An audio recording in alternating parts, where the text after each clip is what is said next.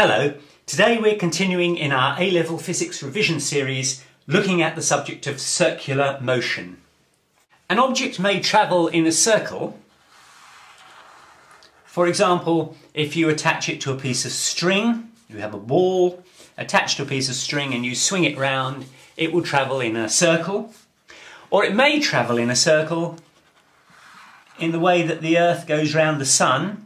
Strictly, this is the Sun, this is the Earth. Strictly, the Earth does not go round in a pure circle. It's a kind of ellipse, but it's near circular. And for these purposes, we will treat it as circular. And there's no string connecting the Earth to the Sun.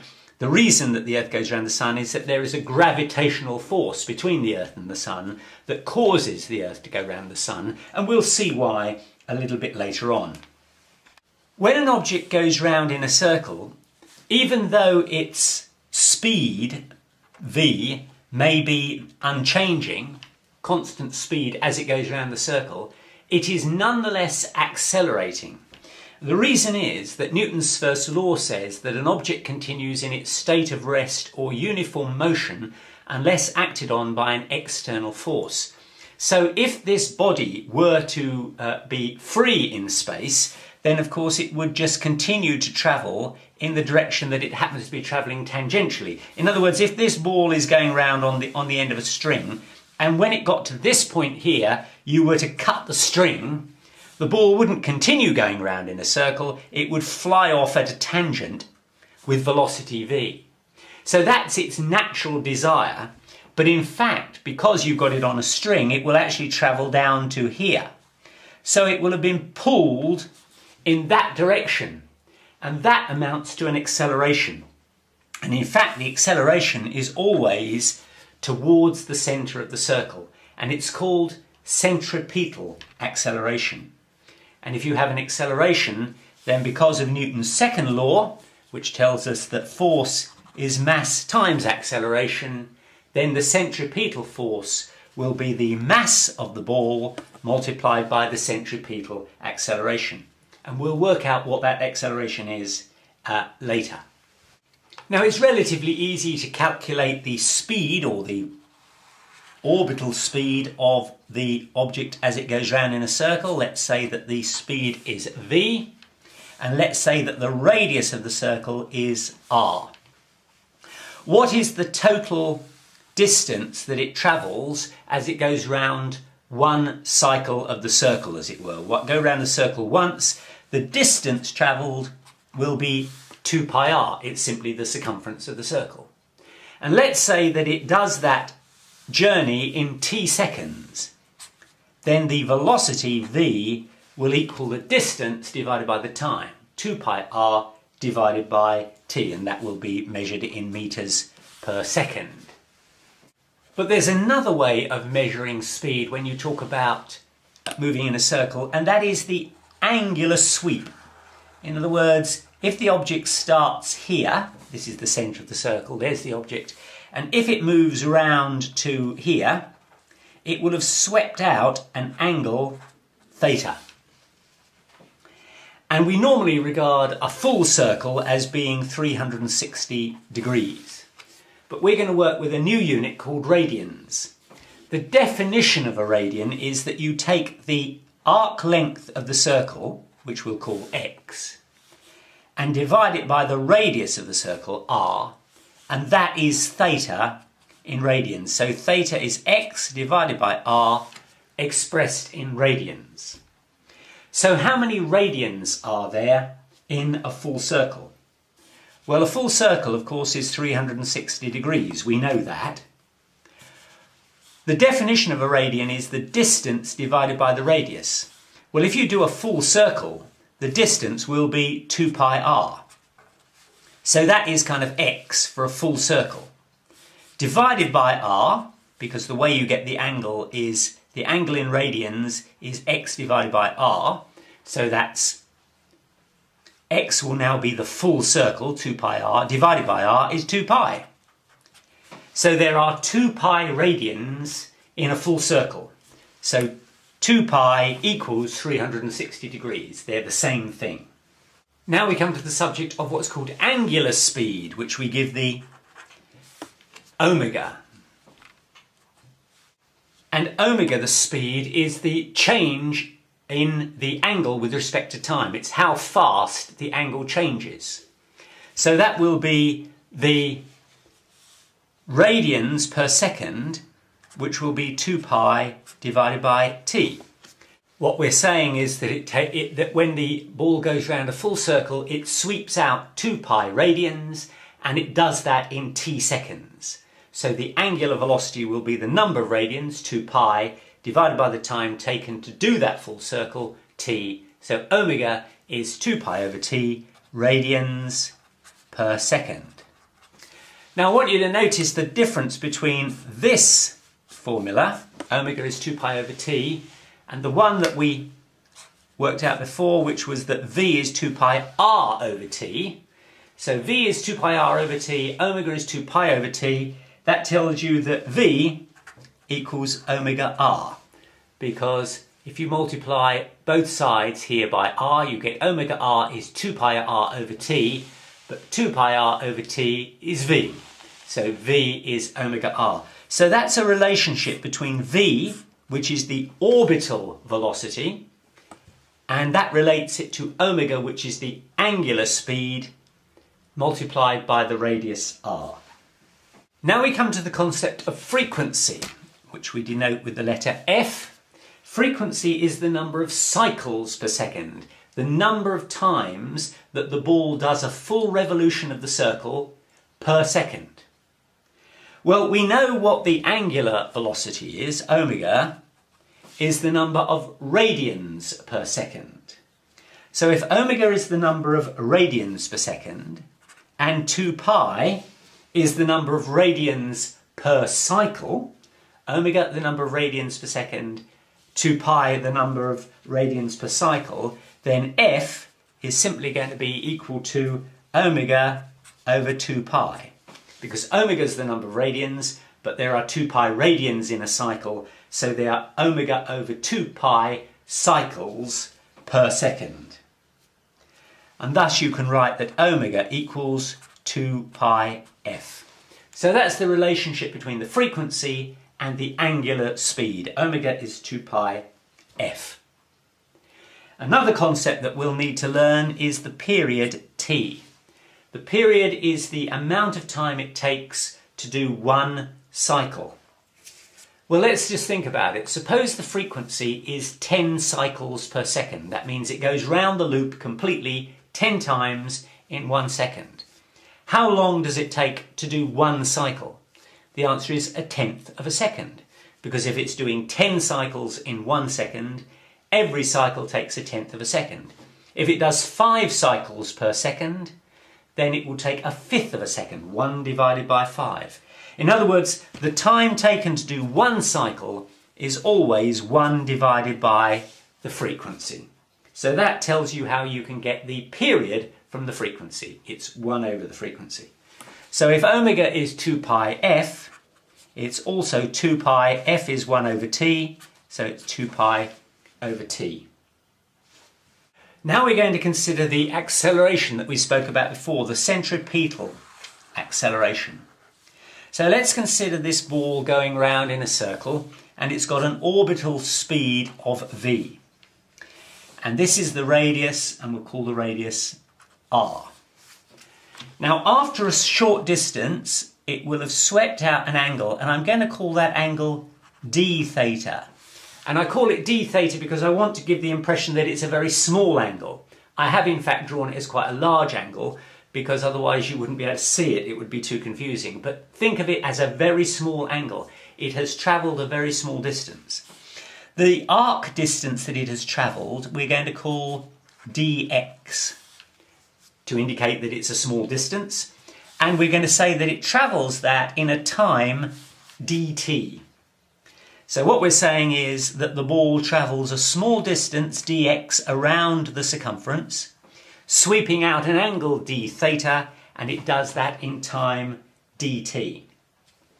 And when it gets to here, of course its speed is still v, because it doesn't change its speed, but the speed is now in a different direction. And if the direction of the speed changes, then it has been subjected to an acceleration, and that's what we're trying to find out.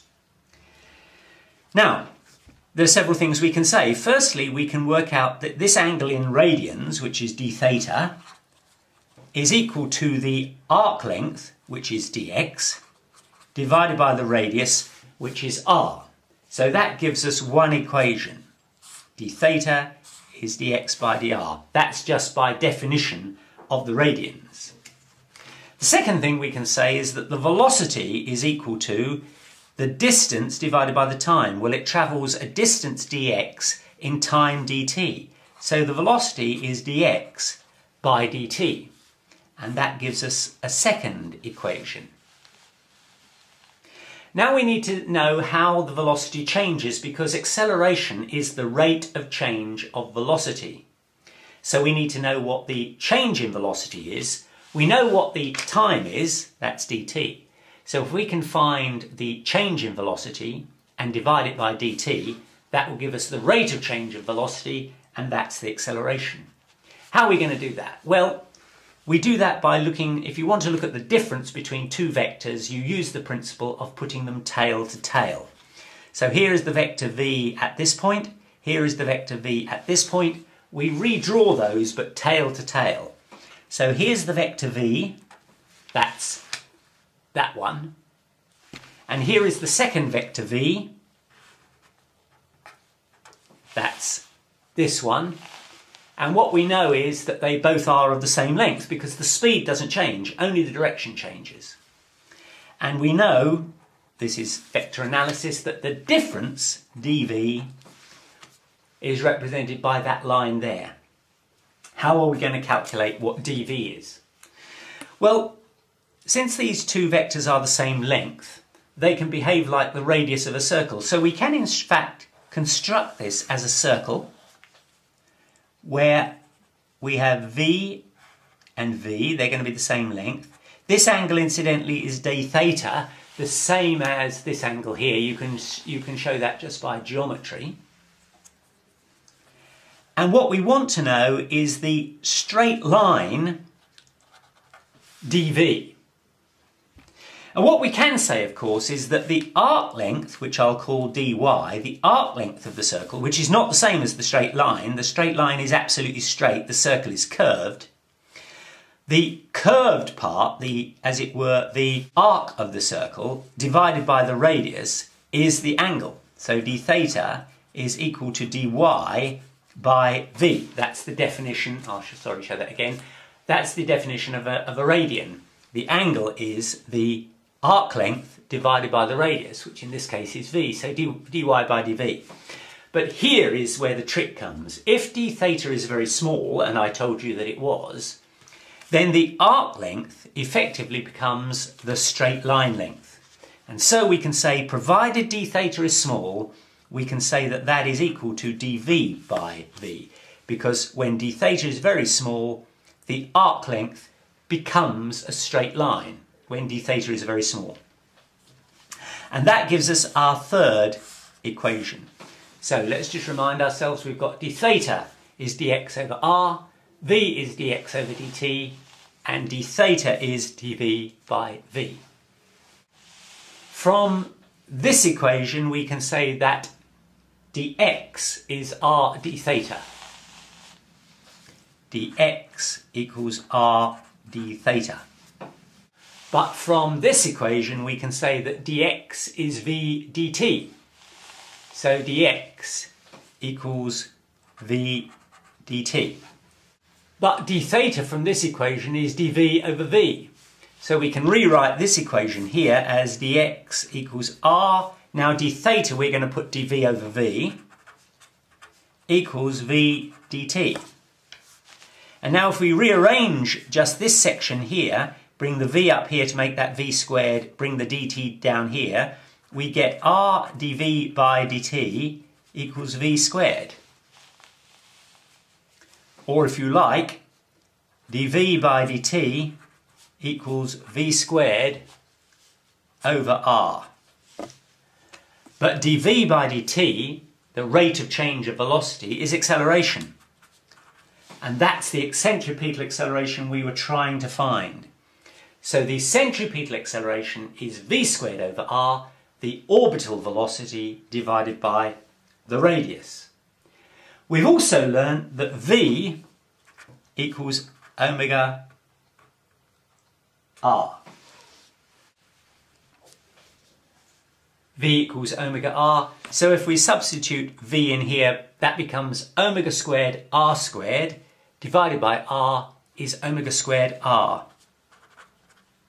So centripetal acceleration can be written either as v squared over r or omega squared times r. So it's the orbital speed squared divided by the radius, or the angular speed squared multiplied by the radius.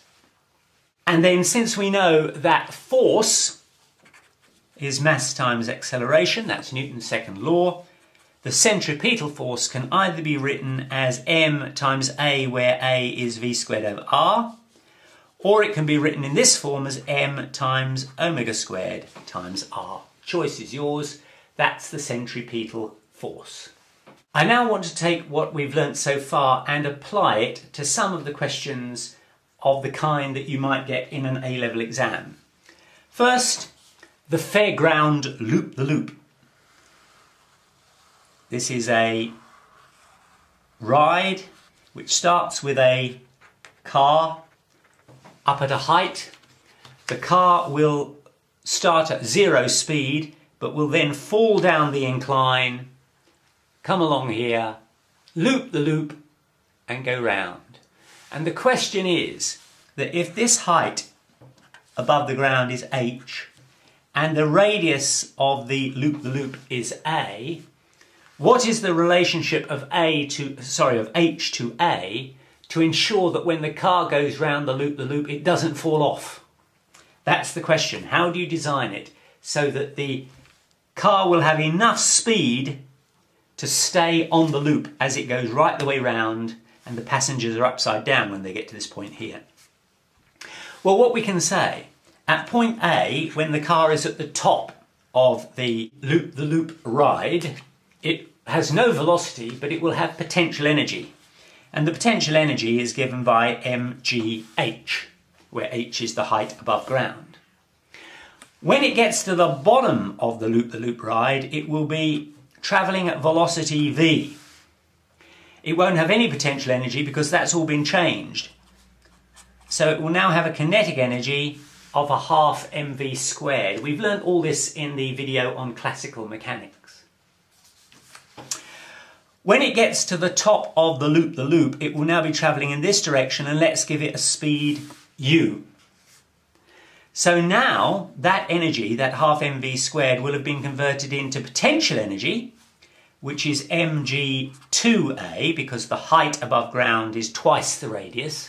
So mg2a plus the kinetic energy, which will be a half mu squared.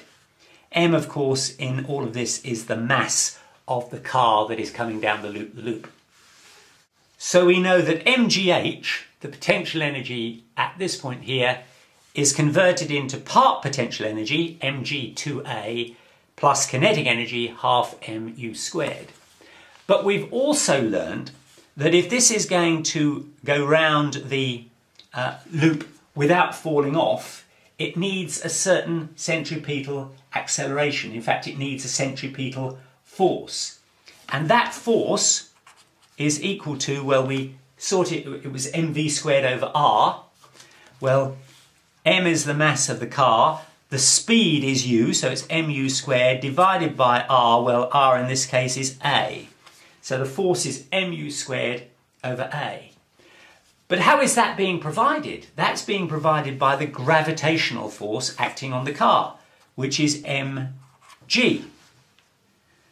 The m's cancel out, and now we can see that u squared equals ga, simply by taking a up to the other side. U squared equals ga. So now we can substitute that u squared into this formula here. And that will give us that mgh equals mg2a plus a half m, and instead of u squared, I'm going to put ga. Now you'll notice that mg cancels throughout. And that leaves us with H equals 2A plus a half A, which is 2.5A. And that's the solution. What that means is that when you design your loop-the-loop, you must make sure that the height from which the car is going to fall is at least 2.5 times as big as the radius, not the total height, but the radius. Otherwise, the car will fall off when it gets to the top of loop-the-loop. In fact, 2.5A is the minimum you have to have. If you have it at that point, the car will only just stay on the track. So if you were designing it, you obviously would want to make it a little bit more secure, so you'd make sure that H was at least 3 times the radius of the loop to be absolutely certain that it was going to work. So that's the first example. The next question is, suppose you have a bucket of water and you want to swing it, this is your arm, around and over your head. The question is, what is the frequency, that is, how many times per second do you have to swing that bucket in order that the water doesn't fall on your head? So you're swinging a bucket of water over your head so that at the point that it's over your head, the bucket is actually upside down and the water in it is therefore available to fall on your head. But we want it to be in a position that it doesn't fall in your head, it stays in the bucket. What is the frequency with which you have to swing the bucket? We're going to assume that the radius, in other words, the length of your arm plus the bucket, is about 1 metre. And we're going to say that G is 9.81 metres per second squared. Now, we've already shown on the previous page that the centripetal acceleration is equal to omega squared r. And omega, you'll remember, is equal to 2 pi f. So that will give us the frequency. So omega squared is a over r. A is the gravitational acceleration. That's what's actually acting here. And that's 9.81. R is the radius of the circle. Well, we've said that the length of your arm plus the bucket is approximately 1, I should have said that's not m, 1 metre. So it's 9.81 divided by 1, and that's omega squared. So omega is going to be the square root of 9.81. Well, let's call that 3.1. And then we know that omega is 2 pi f. So f is going to be omega over 2 pi, which is 3.1 divided by, that's 3.1 divided by 2 pi. Pi is about 3. So 2 pi is 6. So the frequency is about 0.5. In other words, you have to do 0.5 cycles per second, or if you like, 1 cycle every 2 seconds. So, provided you swing the bucket of water over your head more frequently, in other words, you do the full cycle at least once every 2 seconds, the water will not fall on your head. But if you go slower than once every 2 seconds, then expect to be drenched. And the final example I'm going to do today is to try and find the speed with which the Earth travels around the Sun. Here's the Sun, here's the Earth. The Earth has mass little m, the Sun has mass capital M, and we want to find, as it were, the orbital speed v with which the Earth travels around the Sun. We're going to assume that the Earth travels in a circle. As I said before, it's actually an ellipse, but it's nearly a circle, so we can make this an approximation. Now, we learnt in the videos on gravitation Newton's formula that says that wherever you have two bodies, there will be a force, a gravitational force acting on them, which will be equal to a gravitational constant, capital G, times the mass of one body, in this case the Sun, times the mass of the other body, in this case the Earth, divided by r squared, where r squared is the distance between the centres of the two bodies. But we also know that that force is the centripetal force. That is what is providing the force that is keeping the Earth going round the Sun. And the centripetal force, we said, was mv squared over r. So the force, which is the gravitational force of gmm over r squared, is providing the centripetal force mv squared over r that keeps the Earth going round the Sun. Now you'll notice that the small m, the mass of the Earth, actually cancels out. And if you rearrange this equation here, you will get that v squared equals g capital M over r. And v, of course, is the orbital speed, the speed we're trying to calculate. So all we now have to do is to plug in the values of these three factors here. So we get that v squared is equal to g. Well, g is 6.6 times 10 to the minus 11, times the mass of the Sun. Well, the mass of the Sun is approximately 2 times 10 to the 30 kilograms, and divide that by the radius, that is the distance of the Earth from the Sun, which is about 150 million kilometres. So that's 150 times 10 to the 9 metres. Well, we don't want to be too precise about this, so let's say that 6.6 times 2 goes into 150 10 times. So now we've got 10 to the minus 11 times 10 to the 30, that's 10 to the 19, divided by 10 to the 10, that becomes 10 to the 9. Or if you like, to ease my calculation, 10 times 10 to the 8th, that's the same thing. And that's v squared, so we have to take the square root of that. Well, the square root of 10 is about 3, and the square root of 10 to the 8th is 10 to the 4th. So that gives us 30,000 metres per second, or if you prefer, 30 kilometres per second, which very roughly equates to about 20 miles. That's miles, not metres. 20 miles per second.